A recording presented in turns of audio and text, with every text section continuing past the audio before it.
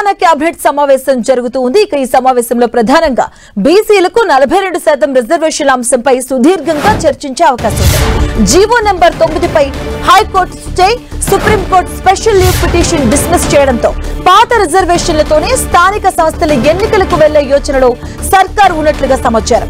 దీనికి సంబంధించి కేబినెట్ లో కీలక నిర్ణయం తీసుకునే అవకాశం కనిపిస్తుంది. ఒకవేళ ఎన్నికల ఆలస్యం అయితే మరో 6 నెలల పాటు ప్రత్యేక అధికారుల పాలన పొడిగింపు చేసే ఛాన్స్ ఉంది.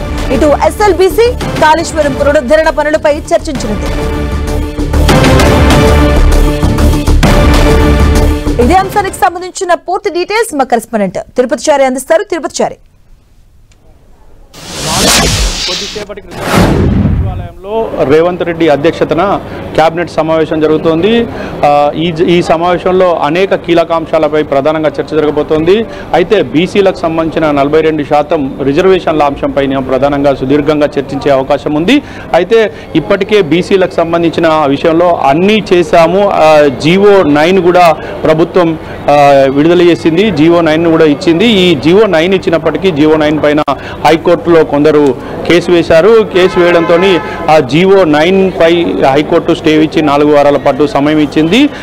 దానిపైన ఇటు రాష్ట్ర ప్రభుత్వం సుప్రీంకోర్టుకు వెళ్ళింది. సుప్రీంకోర్టుకు వెళ్తే ఆ సుప్రీంకోర్టుకు స్పెషల్ లీవ్ పిటిషన్ కూడా సుప్రీంకోర్టు డిస్మిస్ చేసింది. దీంతో ఇక ఏం చేయాలనే దానిపైన ప్రభుత్వం ఆలోచన చేస్తుంది. ఈ క్రమంలోనే ఈ కేబినెట్ సమావేశంలో కీలకంగా దీనిపైన చర్చించబోతారు. అయితే ఇందుకు సంబంధించి మొన్న తాజాగా జరిగిన కేబినెట్ సమావేశంలో ఒక న్యాయ నిపుణుల కమిటీ వేయాలని ప్రభుత్వం భావించింది.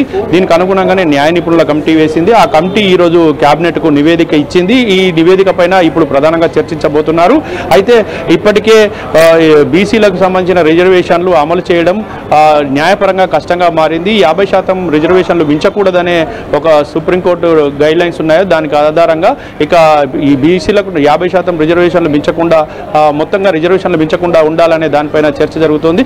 అయితే ఇలాంటి క్రమంలో ఏ విధంగా ముందుకు పోవాలి, 4 వారాల తర్వాత హైకోర్టు తుది తీర్పు ఇస్తే ఆ తుది తీర్పు తర్వాత మళ్ళీ దానికి న్యాయపరంగా ఏ విధంగా ముందుకు వెళ్ళాలనే అంశంపైన చర్చించడంతో పాటు ఒకవైపు న్యాయపరంగా దీనికి లాభం లేకుంటే ఇటు కేంద్రంపై ఒత్తిడి తెచ్చి బీసీల రిజర్వేషన్లు సాధించే అంశంపైన కూడా ఈ కేబినెట్లో చర్చిస్తున్నట్టుగా తెలుస్తోంది.